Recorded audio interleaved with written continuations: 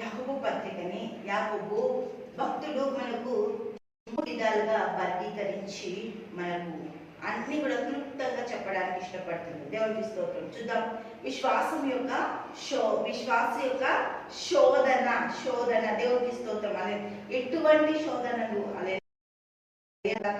ఎటువంటి శోధన సహించువాడు ధన్యుడు అంటున్నాం కదా మనం. దేవునికి స్తోత్రం. అందుకే యాకోబు రాసిన పత్రికలో 1వ అధ్యాయం 18వ వచనం చూద్దాం.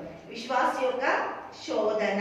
ఆయన తనను సృజించిన వాటిలో మనలను ప్రథమ ఫలముగా ఉండునట్లు సత్యవాక్యము వలన మనలను తన సంకల్ప ప్రకారము కనేను. దేవునికి స్తోత్రం. హల్లెలూయా. మనని కన్నాడంట. కన్న తండ్రి మనల్ని హల్లెలూయా. దేవునికి స్తోత్రం. పోయి అమ్మా నాయన అంటే వాళ్ళు ఊరుకుంటారా? ఊరుకోరు. ఎందుకు? మీరు మా పిల్లలు. మన తండ్రి మనల్ని కన్నాడు కాబట్టి మనము తండ్రి గౌరవగణాలు నేర్చుకోవాలని, తండ్రితో జీవించాలని, తండ్రితో ఉండాలని, తండ్రిలోనే మనం కనబడాలని ఎంత చక్కగా తండ్రి తన గుణాలన్నింటినీ మనకు 1 పేతురు 2వ అధ్యాయము 21వ వచనంలో తన అడుగుజాడలు విడిచిపెట్టినట్ట. తన మాదిరిగానే ఉండాలి, తనలాగే జీవించాలి, తనలాగే మనము బ్రతకాలి అని చెప్పి హల్లెలూయా. దేవునికి స్తోత్రం.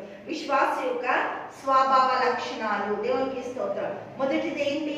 విశ్వాస యొక్క శోధన. దేవునికి స్తోత్రం. రెండోది విశ్వాస యొక్క స్వభావ లక్షణాలు. ఏ లక్షణాలు ఉంటాయంట విశ్వాసకి? హల్లెలూయా. యాకోబు రాసిన పత్రిక 1వ అధ్యాయము 19వ వచనం. నా ప్రియ సహోదరులారా, మీరీ సంగతులు ఎరుగుదురు గనుక ప్రతి మనుషుడు వినుటకు వేగిరపడువాడును, మాట్లాడుటకు నిదానించువాడును, కోపించుటకు నిదానించువాడునై ఉండవలెను. ఇవి లక్షణాలట. ఏం చేస్తామంట? మనకి తొందరపాటు ఎక్కువ, నిదానించలేము, మనకి కోపం ఎక్కువ కదా. ఎవరన్నా ఏమన్నా అంటే తారాజు వల్లగా జూయమని ఎగిరిపోతారు.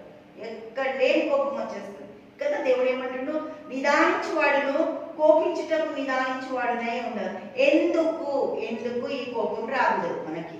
ఎందుకు ఈ యొక్క విశ్వాసకి ఇట్లాంటి స్వభావాలు పనిచేస్తుంటే ఏం జరుగుతుందట? ఇక్కడ ఎందుకు కూడా రాస్తుండు. అలాగే 20వ వచనం. ఎందుకనగా నరుని కోపం దేవుని నీతిని నెరవేర్చదు. నరుని కోపం ఏం చేస్తుందంట? దేవుని నీతికి అడ్డొస్తుందంట. హల్లెలూయా. దేవునికి స్తోత్రం.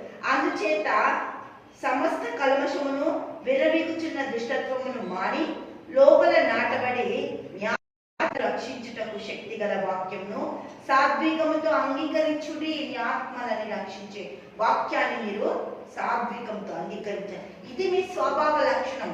మీరు కోపించద్దు, నిదానించి వినాలి. దేవునికి మహిమ కలుగుగాక. మొదటిది ఏంటి? విశ్వాస యొక్క శోధన. నేనేంటి, నాకేంటి, బ్లెస్సింగ్ లేదా, అది లేదా, ఇది లేదా అనుకుంటూ అరుస్తా ఉంటాం. కానీ ఆయన ఏమంటాడు? నేను ఇది కన్నా అంటాడు. హల్లెలూయా. మూడోది చూద్దాం. దేవునికి మహిమ కలుగుగాక. హల్లెలూయా. మూడోది ఏంటంట? విశ్వాస యొక్క విజయము. దేవునికి మహిమ కలుగుగాక. విశ్వాస యొక్క విజయాన్ని మన జీవితాలలో ఎంత చూపించడానికి దేవాది దేవుడు ప్రతి కార్యం మనకు సాఫల్యత దయచేస్తుంది. హల్లెలూయా. దేవునికి స్తోత్రం. విశ్వాస యొక్క విజయము ఏంటి? హల్లెలూయా.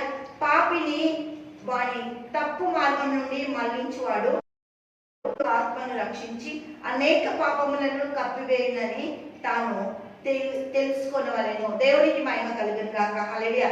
ఏంటంట? విశ్వాస యొక్క విజయము, విశ్వాస యొక్క స్వభావ లక్షణము, విశ్వాస యొక్క శోధన. దేవునికి మహిమ కలుగును గాక. హల్లెలూయా. గొప్ప కార్యాలు చేసే గొప్ప దేవుని మనం కలిగి ఉన్నాం. దేవునికి స్తోత్రం. తండ్రి యేసయ్యానికి వంద స్తోత్రాలు. గొప్ప దేవ, అద్భుతకరుడా, ఆశ్చర్యకరుడా, నీకేసి నాయన వందనాలు, స్తోత్రాలు చెల్లిస్తున్నాం. గొప్ప విజయాన్ని మీరు మా కోసం అనుగ్రహించినందుకు మహిమగంత ప్రభావాలు చెల్లిస్తూ యేసుక్రీస్తు నామములో ప్రార్థిస్తున్నాము తండ్రి. ఆమేన్, ఆమేన్, ఆమేన్.